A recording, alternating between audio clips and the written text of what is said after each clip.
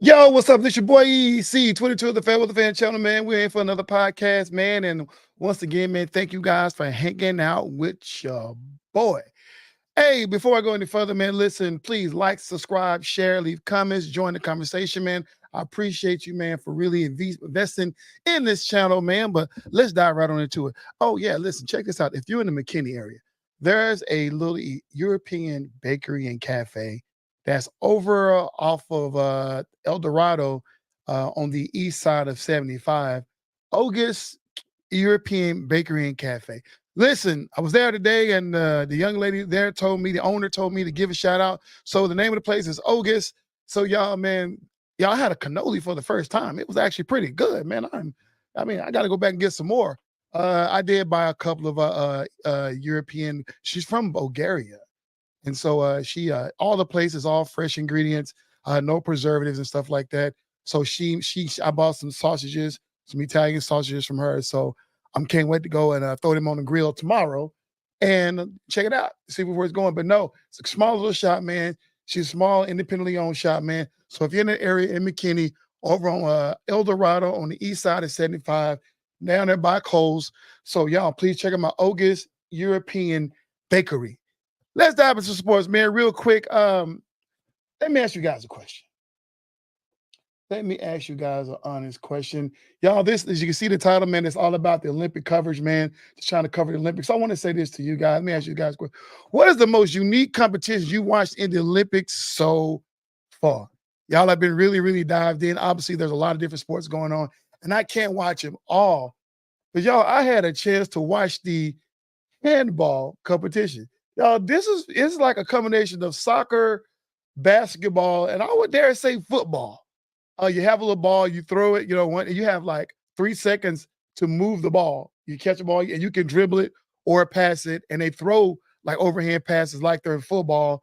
But it's set up like a basketball court, but I think they kind of go by some similar rules to soccer. So it is a very, very unique and real weird sport.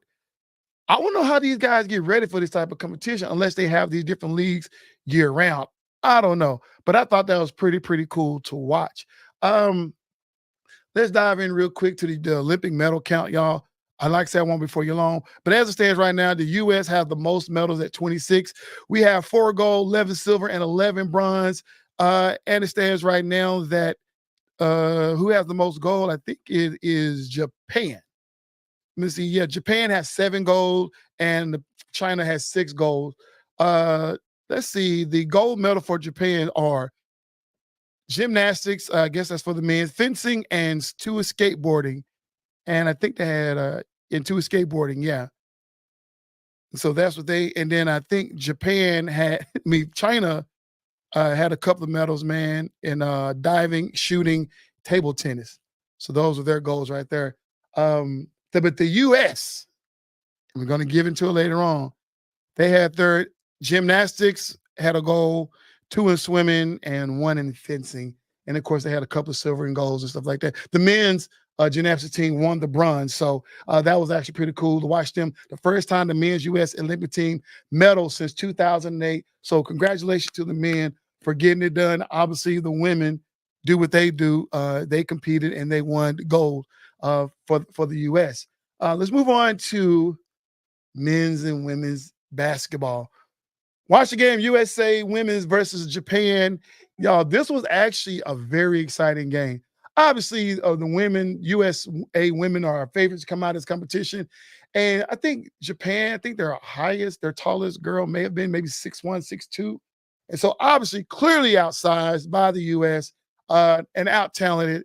And Japan came in, knew they was not outmatched, but it was the way they approached the game.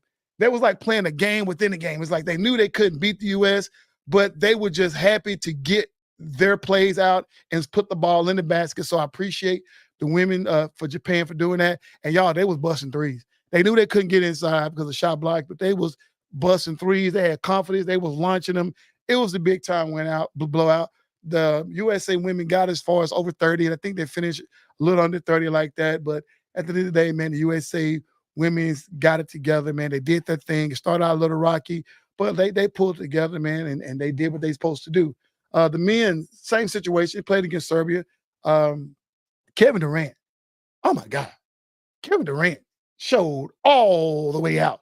I mean, he was just like somebody put a meme on TikTok like it was a ship going in for the team in above the rim, and Tupac got mad. Somebody put that little meme out there, but that's kind of what it was. They had no answer for KD, and of course LeBron James has been doing what he does.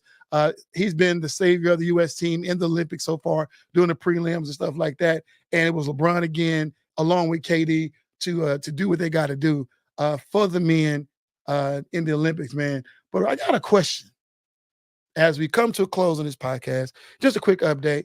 I may come on tomorrow to give some news, but listen, why did Jason Tatum did not play? That's what everybody want to know. Why Jason Tatum did not play, and I know everybody had their opinion, and I echo those opinions, and I could just leave it at that because we all have our opinion on why Jason Tatum didn't play. But you know what? Listen, this is the FairWeather Fan. I'm going to give you my opinion, and it's simple as this, because Steve Kerr sucked as a coach. Maybe not for the Golden State Warriors, but definitely for the USA team. There is no way Jason Tatum should not have what up, Blue? What up, Blue, man? Thank you, Jesus. He said Jason Tatum didn't play because KD was back, or they won because KD was back. I don't know. But, yo, that is bad.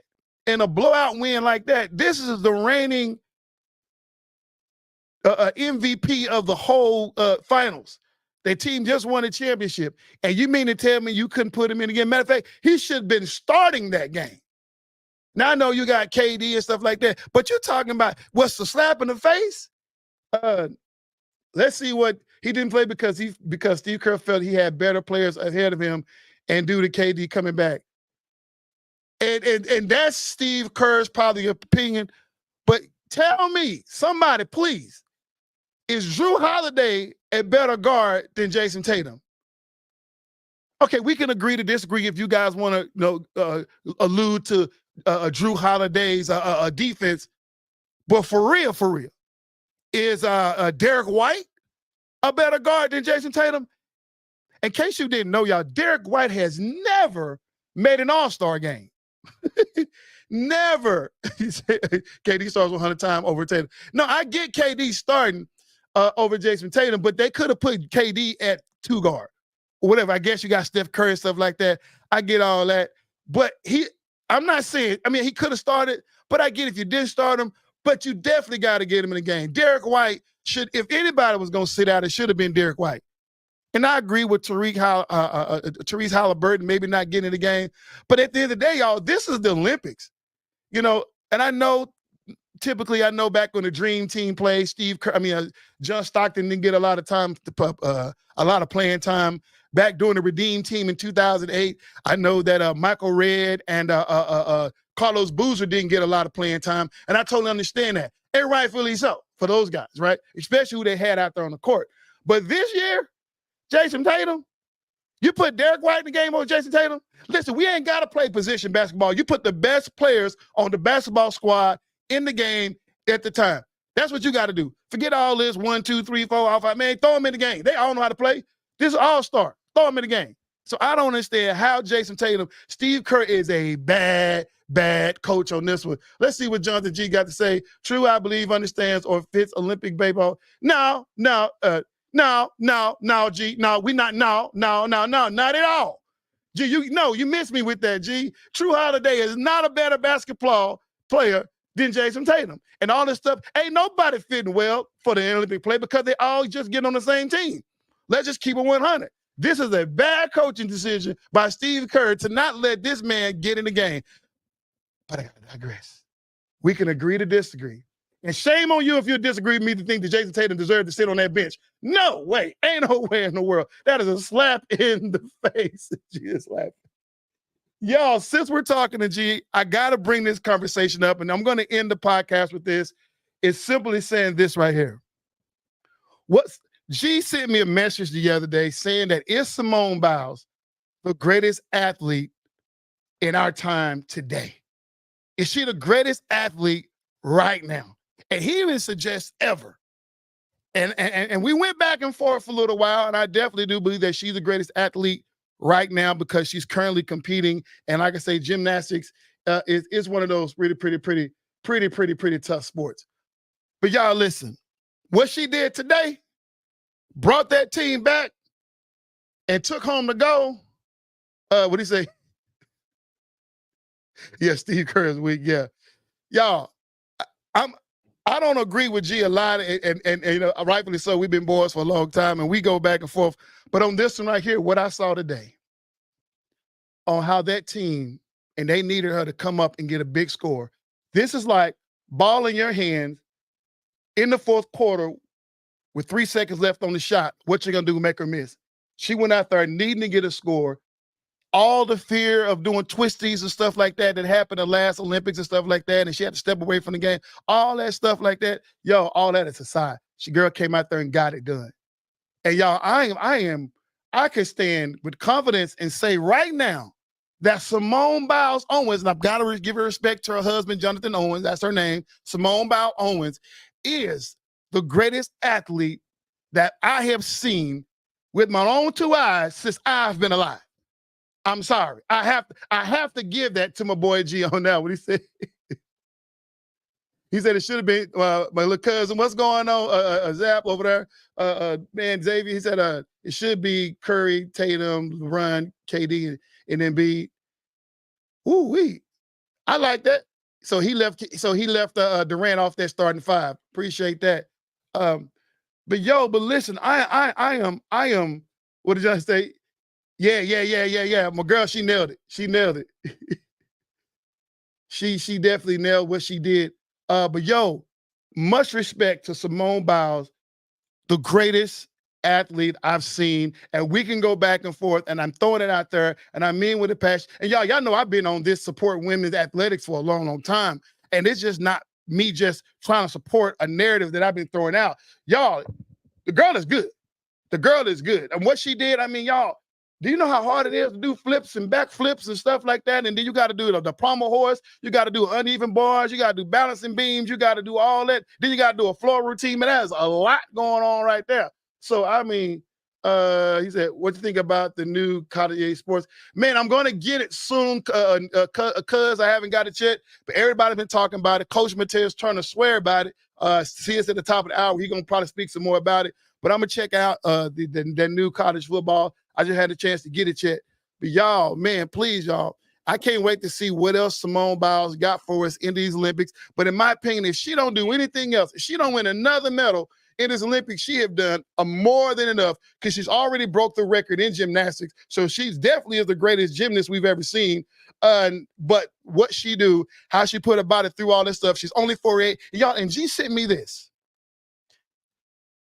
I think they was doing, June, I think the 3rd or 6th, whatever, when doing the trials, when she did a flip on the floor routine, she had a peak of, her head was at 12 feet.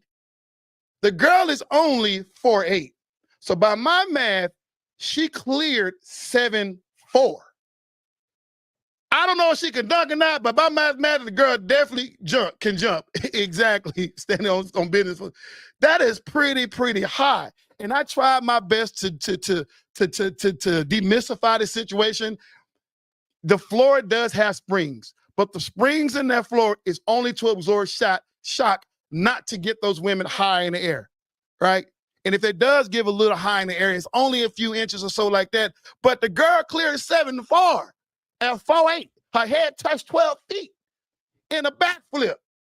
Y'all, that's crazy. The girl is super athletic. Man, much props to Simone Biles, man, y'all. Listen, y'all, thanks you guys for tuning in, man. Join us at the top of the hour right now. Flip on over to YouTube flip on over to Facebook. Lewis Medford, Facebook Talk Radio. We're going to jump down into some conversation over there. Please join us over there, man. I'm going to share the feed on my Facebook page. For those you're watching, man, check us out on Facebook Talk Radio in a few seconds. They're already going live right now. I'm about to flip on over there right now. Once again, this your boy EC22 of the FairWeather Fan Channel, man. Thank you once again. Like, subscribe, share, leave comments, join the conversation, and we are out.